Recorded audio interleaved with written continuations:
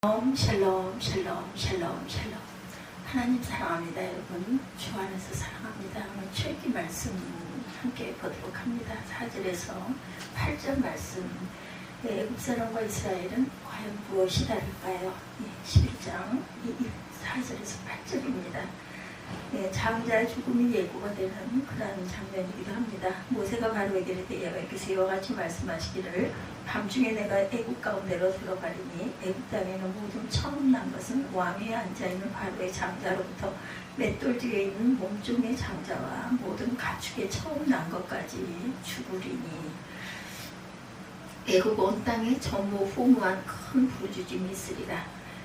그러나 이스라엘 자손에게는 사람에게나 짐승에게나 개 한 마리도 그 혀로 움직이지 아니하리니 여호와께서 애굽 사람과 이스라엘 사이를 구별하신 줄 너희가 알리라 하셨나니, 이렇게 말씀하죠. 장자들이 애굽 사람들의 모든 것들은 모두 다 죽으리라. 왕자나 개 한 마리까지도. 그러나 너희들에게는 그것이 모두 다 보고가 되고 지켜질 것이다. 이스라엘 자손이 애굽에 거주하게 된 사연, 여러분들 아시죠? 다시 한번 보면 이스라엘 자손의 조상은 아브라함이죠. 아브라함이 이삭을 낳고 이삭이 야곱을 낳았습니다. 야곱은 12아들을 낳았는데 그 가운데 11번째인 요셉을 아주 달리 사랑했어요. 그로 인해서 요셉은 형들에게 시기와 질투의 대상이 되었고, 요셉이 17세 되던 어느 날 아버지 심부름으로 양떼를 치는 형들에게 갔죠. 그때 그들이 미워하던 형들이 요셉을 붙들어서 애굽 나라의 대상들에게 그만 팔아넘기고 맙니다. 요셉은 낯선 땅에서 종살이를 하였으나 하나님의 섭리 가운데 나이 30세에 애굽 왕의 신임을 받아 총리가 되죠. 17년 만에 일어난 사건입니다. 요셉이 총리가 된 지 7년 후에 애굽뿐 아니라 가나안 온 지역에 큰 기근이 있었고, 이때 요셉은 그의 아버지 야곱과 그의 일족을 애굽으로 초청해서 고센 땅에 정착하게 합니다. 그로부터 400여 년의 세월이 흐른 동안 야곱의 자손은 번성하여 큰 민족을 이루고, 요셉을 아는 임금이 애굽을 다스리는 동안 이스라엘 자손은 아주 평안했습니다. 그러나 요셉을 알지 못하는 임금이 정권을 잡게 된 후로 이스라엘 자손은 미움과 학대의 대상이 됩니다. 남자들은 강제 노역에 시달리고 무관배를 수없이 맞죠. 견디다 못한 이스라엘 자손이 하나님께 부르짖습니다. 하나님께서 그 부르짖음을 들으시고 이스라엘 자손을 애굽에서 건져내어 가나안 땅으로 인도하시려고 모세를 불러 이스라엘의 인도자가 되게 하시고 세웠어요. 모세는 하나님의 보내심을 받아 애굽 왕 바로에게 나아가서 이스라엘을 자유케 해달라, 이렇게 요구를 하죠. 그러나 바로 왕은 이스라엘 자손을 놓아주지 않고 더욱 혹독하게 학대를 하죠. 결국 하나님께서 애굽을 징벌하는 재앙을 9번이나 내리셨지만 바로 왕은 굴복하지 않습니다. 그걸 하나님께서 알고도 계셨어요. 하나님께서 결정적인 재앙이 바로 오늘 10번째 장자들을 치는 그런 재앙이었죠. 그러나 이스라엘 자손은 이 재앙을 면하도록 하신 것. 이렇게 되자 비로소 애굽 왕은 밤중에 모세를 불러서 이스라엘 자손이 애굽을 떠나도록 재촉을 합니다. 그래야 이스라엘 자손은 노예 생활의 종지부를 찍고 하나님이 약속하신 가나안을 향하여 가게 됩니다. 하나님께서는 이스라엘을 향하여 내가 애굽 땅을 칠 때 그 피가 너희의 거하는 집에 있어 너희를 위하여 표적이 될지라. 내가 피를 볼 때 너희를 넘어가리니 재앙이 너희에게 내려 멸하지 아니하리라. 출애굽기 12장 13절에 이렇게 증거하고 있어요. 오늘은 처음 6월절을 통해서 계시된 귀중한 진리의 상고입니다. 첫째, 이스라엘 사람 모두가 죽음의 재앙을 면하게 된 사연이죠. 제가 여기까지 쭉 읽었습니다. 어찌하여 애굽 사람의 집에만 재앙이 임하고 이스라엘 사람의 집은 무사했는가? 이스라엘 자손을 모세와 아론을 통하여 그들에게 정해진 하나님의 말씀대로 행하였어요. 이스라엘 자손이 거주하는 애굽의 고센 땅에 저녁이 다가왔고 집집마다 양을 잡고 우슬초로 양의 피를 적셔서 부지런히 문 인방과 문 설주에 발랐습니다. 피를 바른 집안에는 가족들이 모두 먼 길을 떠날 채비를 하고 둘러앉아 어린 양의 머리와 정강이와 내장을 불에 구워서 무거운 병과 쓴 나물과 어울려 먹고 있었어요. 한밤중이 되자 온 애굽 천지를 진동하는 호곡이 통곡이 터져 나옵니다. 바로의 영공으로부터 맷돌과는 종의 집에 이르기까지 애굽의 집주마다 장자가 죽임을 당했기 때문이죠. 그러나 문설주와 문인방에 피를 바른 이스라엘의 집은 하나님의 심판과 재앙에서 제외가 됩니다.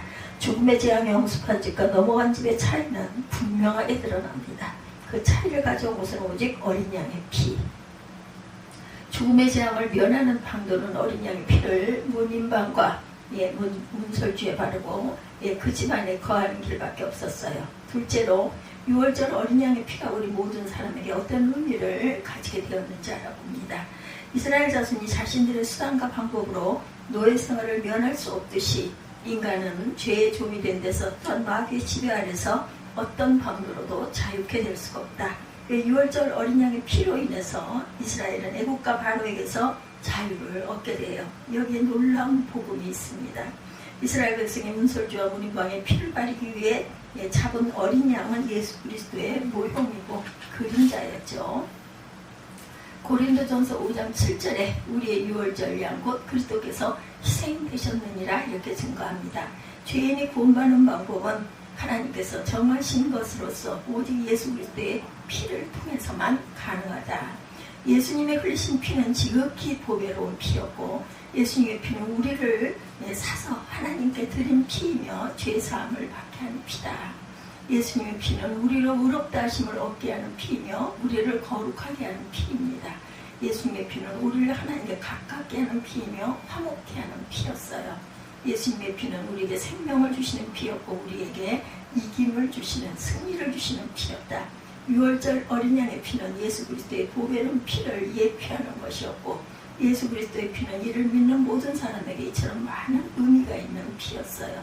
셋째, 우리는 예수 그리스도께서 흘리신 보배로운 피로 말미암아 구원의 은혜와 진리만을 믿고 의지할 줄 알아야 합니다. 구원을 위해서는 예수 그리스도의 보혈만이 유효하고 예수 그리스도의 보혈로서 충분하다라는 것. 만약 이스라엘 사람일지라도 자기 집에 문인방과 문설주의 어린 양의 피 대신에 아마 빨간 물감 같은 거를 다른 동물의 피를 묻혀서 칠했다면 죽음이 왔겠죠. 어린 양의 피에 다른 무엇을 보태어도 죽음은 면치 못할 것이라는 것.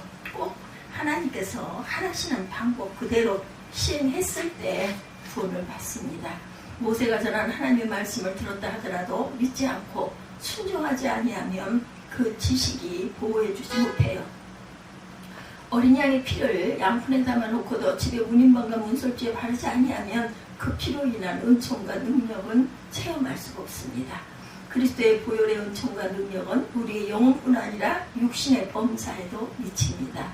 그리스도의 보혈의 은총과 능력을 지금 이 자리에 그리고 범사에 받아들이시는 순종하시는 저와 여러분들 되시기 바라요.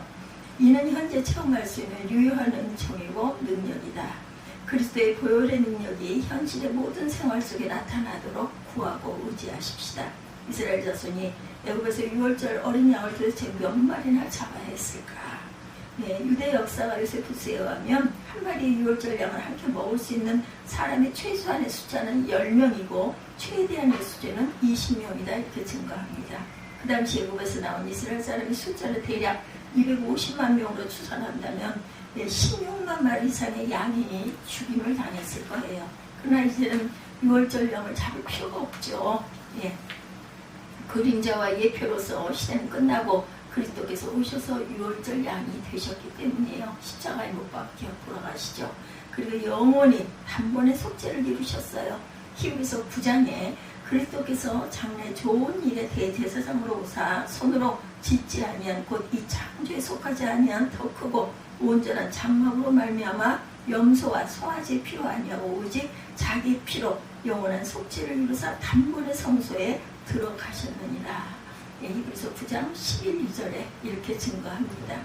그리스도를 믿는 자에게 그의 흘리신 보혈의 은총과 능력은 영원한 효력을 미치게 됩니다. 얼마나 신비한 은혜이고 놀라운 진리인지 이루다 형언할 수가 없죠. 지금까지 6월절 밤에 애굽 사람과 이스라엘 사람의 차이가 무엇인가 살펴봤어요. 애굽 사람에게는 죽음의 재앙이 닥치고 하나님의 진노의 심판이 덮쳤습니다. 이스라엘 사람이 이러한 재앙이 넘어가요. 무엇이 이런 차이를 가져왔느냐. 그것은 오직 어린 양의 피였던 거죠. 그리스도인과 비그리스도인은 무엇이 다른가. 그것은 예수 그리스도의 보배로운 피의 구속받음으로 받는, 믿는 것과 믿지 않는 차이라는 것. 철학자는 고상한 삶의 지혜를 말합니다. 종교가는 까다로운 교리나 장엄한 의식을 가르칩니다. 정치가는 더 풍요로운 삶을 제시합니다. 그러나 누구도 그 무엇도 우리 죄를 속하고 의롭게 하고 하나님의 나라에 들어가게 해주지는 못합니다. 오직 그리스도의 보배로운 피만이 우리를 정결케 하고 의롭게 하며 하나님의 나라에 임하게 합니다. 사도 요한이 고백하죠. 계시록 1장 5, 6절입니다. 우리를 사랑하사 그의 피로 우리 죄에서 우리를 해방하시고 그 아버지 하나님을 위하여 우리를 나라와 제사장으로 삼으신 그에게 영광과 능력이 세세토록 있기를 원하노라. 아멘. 이러한 고백과 찬송이 믿는 저와 여러분 모두에게 있기를 주님의 이름으로 축복합니다. 오늘 출애굽기 11장 4절에서 8절 애굽 사람과 이스라엘 사람 무엇이 달랐던가? 믿음이 달랐죠? 실천이 달랐습니다. 행함으로 믿음을 이루시는 저와 여러분들, 믿음으로 이루고 나아가시는 저와 여러분들이 되시기를 주님의 이름으로 축복합니다. 기도하시겠습니다.